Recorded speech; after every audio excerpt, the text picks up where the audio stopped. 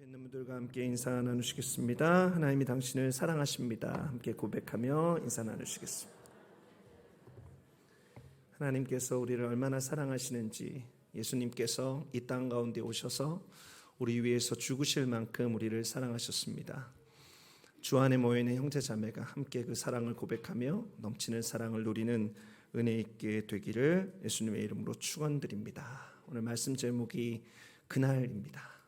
주님께서 이 땅 가운데 오시는 그날, 또 주님께서 우리와 함께 하시는 그날의 영광을 바라보며 함께 말씀 나누기 원합니다. 오늘부터 크리스마스 바로 전까지 4주간의 대강절 기간입니다. 대강절은 과거 2000년 전 예수님께서 성육신 하셔서 베들레헴 가장 낮은 곳에 오신 것을 기념하며, 또 현재 우리들의 마음속에 분명히 살아계시는 예수님과 깊은 사귐을 갖고, 또 우리 장차 미래에 다시 오실 예수님을 갈망하며 기다리는 절기입니다. 어제나 오늘이나 영원토록 동일하신 예수님을 사모함으로 그 예수님을 깊이 만나는 복된 대강절의 기간 되시기를 예수님의 이름으로 축원드립니다. 엊그제 블랙 프라이데이였습니다. 여러분 좋은 물건들 좀 사셨습니까? 블랙 프라이데이의 유래를 좀 찾아보니까 목요일인 추수감사절이 끝나고 그 다음 날부터 가족들과 지인들에게 크리스마스 선물을 준비하기 위해서 물건을 사는 것에서 블랙 프라이데이가 시작되었다는 썰을 읽어보았습니다. 진짜인지 가짜인지는 잘 모르겠지만 아무튼 그런 설이 있더라고요. 여러분 올해 크리스마스 여러분 주변 분들에게 어떤 선물을 준비하고 계십니까? 오래전 어떤 교회에 신실한 장로님이 의도치 않게 형사사건에 휘말려서 교도소를 갈 일이 생겨났습니다. 그때 마침 사건을 담당한 판사가 그 모든 것들을 지혜롭고 공유롭게 판단해 주어서 장로님이 혐의를 벗고 무사하게 되었습니다. 고마움을 느낀 장로님이 판사에게 무엇을 선물하고 싶어서 깊이 고민했습니다. 왜냐하면 그 판사가 아주 강직하기로 소문난 사람이어서 선물 같은 것을 늘 거절하는 사람으로 알려졌기 때문입니다. 이 장로님 부부는 이런저런 생각을 하다가 그 지방에서 가장 좋은 쌀 2가마니를 사왔습니다. 그리고 방에다가 모든 쌀을 쫙 펼쳐놓고 한 톨 한 톨 좋은 쌀만을 고르기 시작했습니다. 돌들을 걸러내는 것은 물론이거니와 쌀알 중에 깨져 있거나 이그러져서 모양이 좋지 않은 나달들은 골라내고 제일 좋은 알찬 쌀들만을 모으기 시작했습니다. 그리고 그렇게 밤이나 낮이나 정성을 들여서 전심을 다해 쌀을 고르면서 장로님 부부는 판사를 위해서 기도했습니다. 하나님, 그 판사에게 하늘의 복을 주옵소서. 그렇게 2가마니의 쌀을 고르고 골라서 가장 좋은 쌀로 1가마니를 만들었습니다.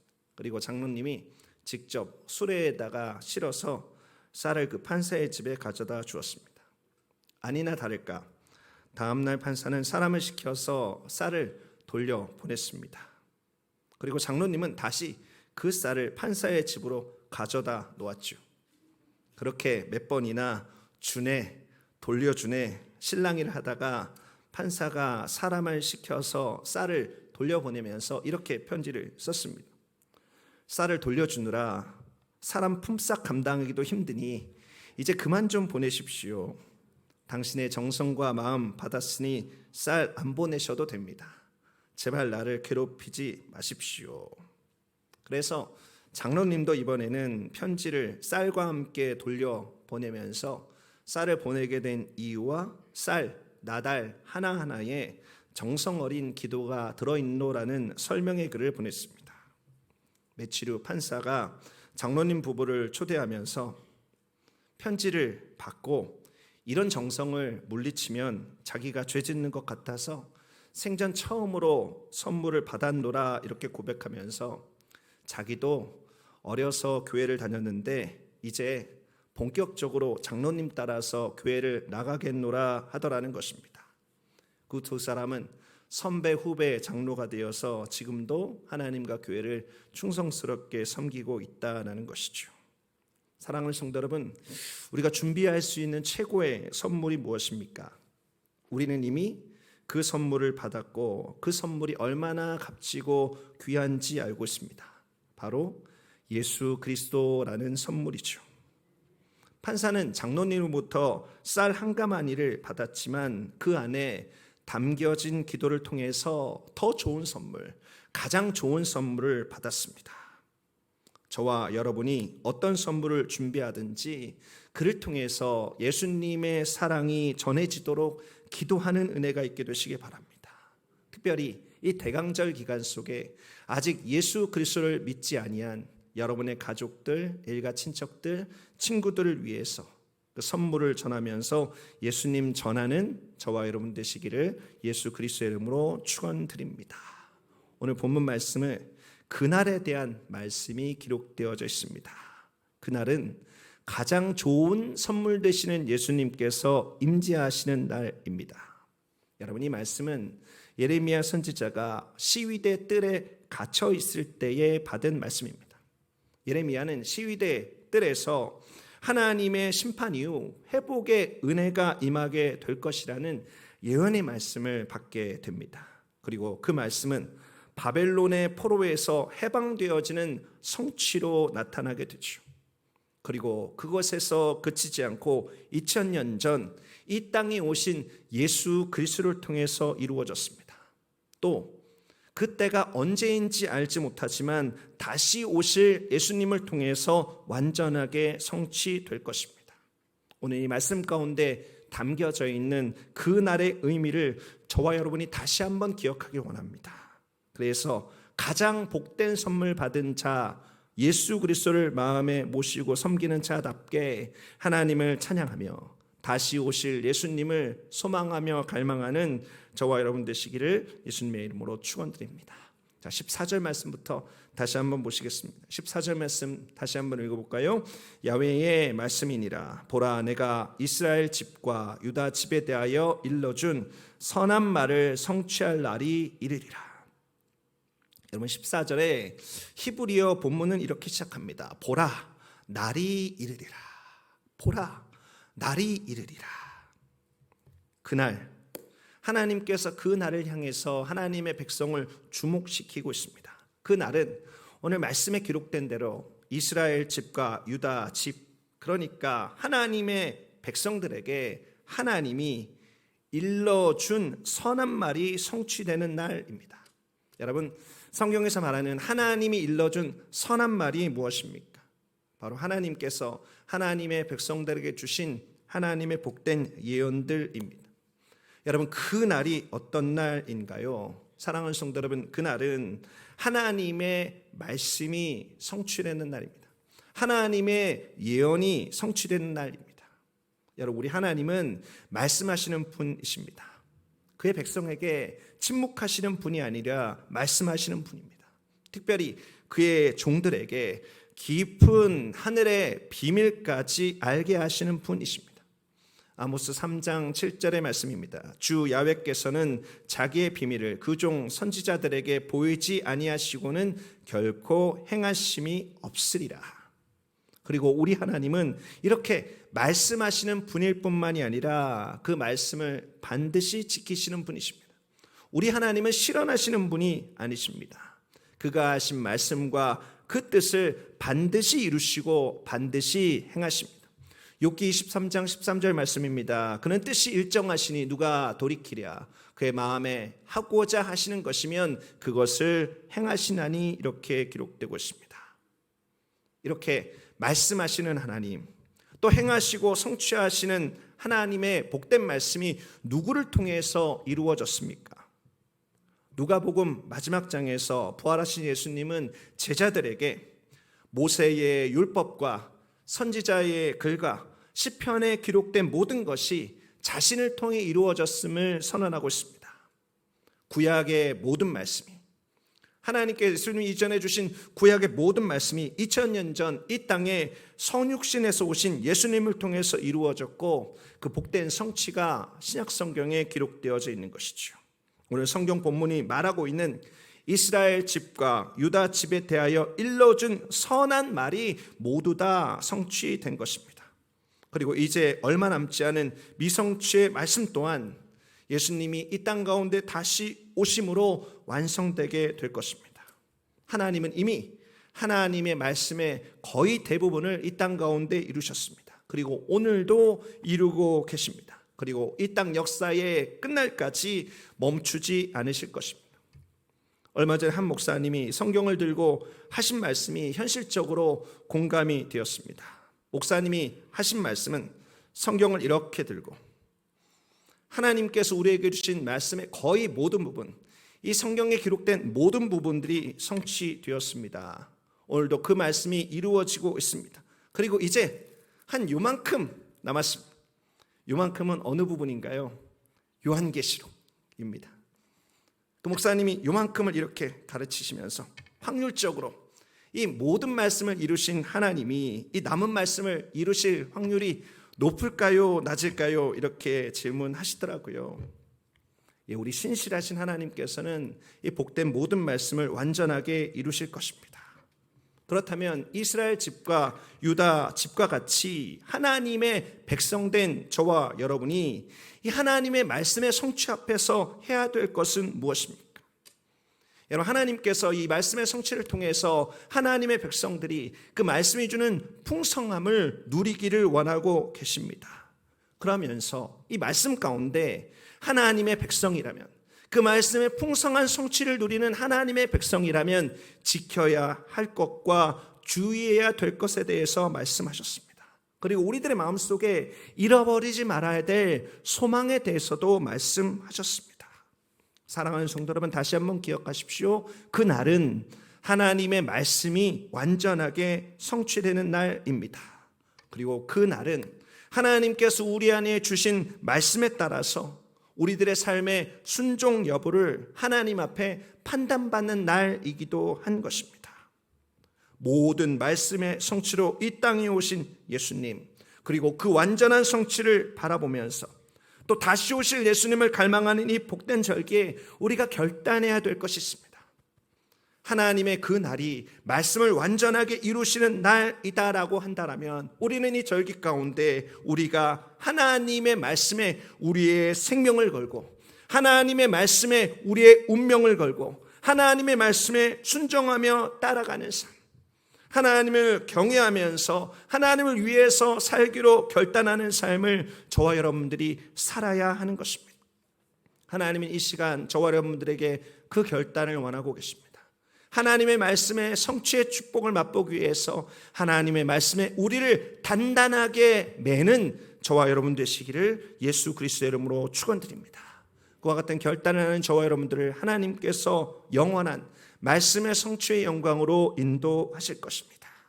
계속 이어지는 15절 말씀 함께 보시겠습니다. 다시 한번 이 말씀을 읽어보죠. 그날 그때에 내가 다윗에게서 한 공의로운 가치가 나게 하리니 그가 이 땅에 정의와 공의를 실행할 것이라.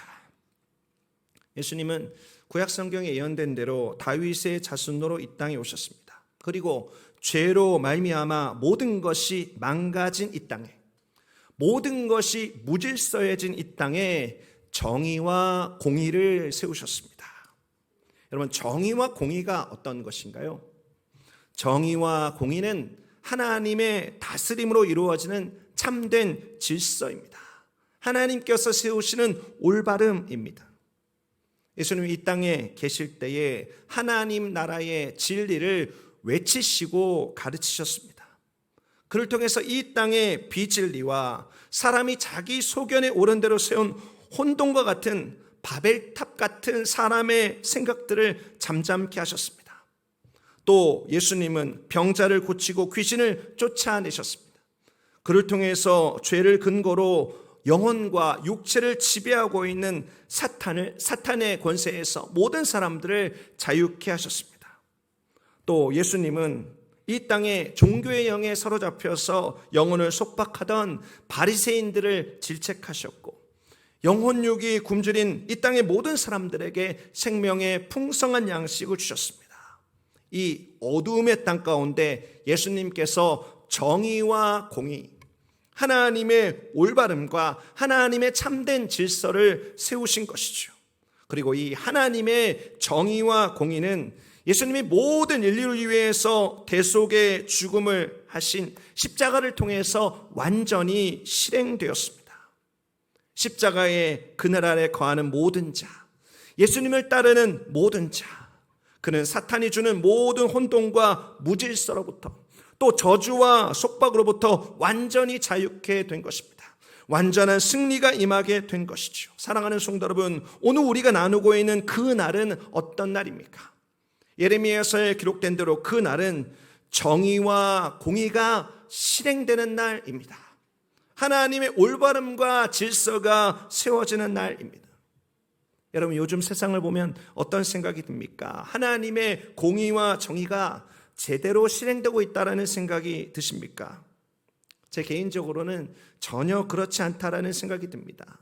더더군다나 기독교 나라 미국에 살면서 하나님이 말씀하시는 올바름과 질서가 제대로 서 있지 않을 보면서 얼마나 큰 아이러니인가라는 생각을 하게 됩니다.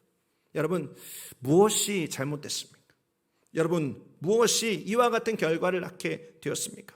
예수님의 십자가의 은혜가 효력이 다한 것입니까? 아니면 예수님의 십자가가 무기력한 것입니까? 여러분, 그렇지 않습니다. 고린도전서 1장 22절과 24절 말씀까지의 말씀을 보십시오. 유대인은 표적을 구하고 헬라인은 지혜를 찾으나 우리는 십자가에 못 박힌 그리스도를 전하니 유대인에게는 꺼리끼는 것이요 이방인에게는 미련한 것이로되 오직 부르심을 받은 자들에게는 유대인이나 헬라인이나 그리스도는 하나님의 능력이요 하나님의 지혜니라.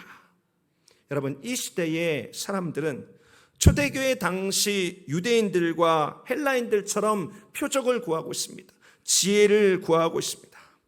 자신의 삶에 기적 같은 놀라운 일들이 일어나기를 바라고 자신의 삶에 찾아오는 여러 가지 문제와 의문들 속에서 해답을 주는 통찰력을 갖고자 합니다. 여러분, 그런데 무엇이 문제입니까? 이 시대 사람들이 그 당시 사람들처럼 표적만 구하고 있습니다. 지혜만 구하고 있습니다. 이 땅에 정의와 공의가 이루어지는 십자가에 못 박히신 예수님을 옆으로 밀어놓고 그것만을 구하고 찾으니 기적을 나의 것으로 만들기 위해서 편법이 난무합니다. 지혜를 발견하기 위해서 온갖 그럴싸한 지식들의 짜집기가 이루어지고 있습니다. 그러니 이 세상이 더 깊은 혼란과 무질서 가운데 있을 수밖에 없는 것이죠. 여러분, 그렇다면 해답은 어디 있습니까? 여러분, 방금 읽었던 고린도전서 말씀 가운데 그 해답이 있습니다. 그 말씀에 해답이 있습니다. 사람들은 이 시대에 십자가에 대해서 말하고 싶어하지 아니합니다. 또 십자가를 붙들고 살아가는 참 크리스찬들에 대해서 미련하다 말하고 진부하다 말합니다. 그러나 십자가는, 정확히 십자가에 못 박히신 예수 그리스도는 하나님의 능력이요 하나님의 지혜입니다. 무질서의 근원인 사탄의 견고한 진을 파하는 능력이고 혼돈의 세상에서 한 줄기 빛이 되는 하나님의 지혜인 것입니다.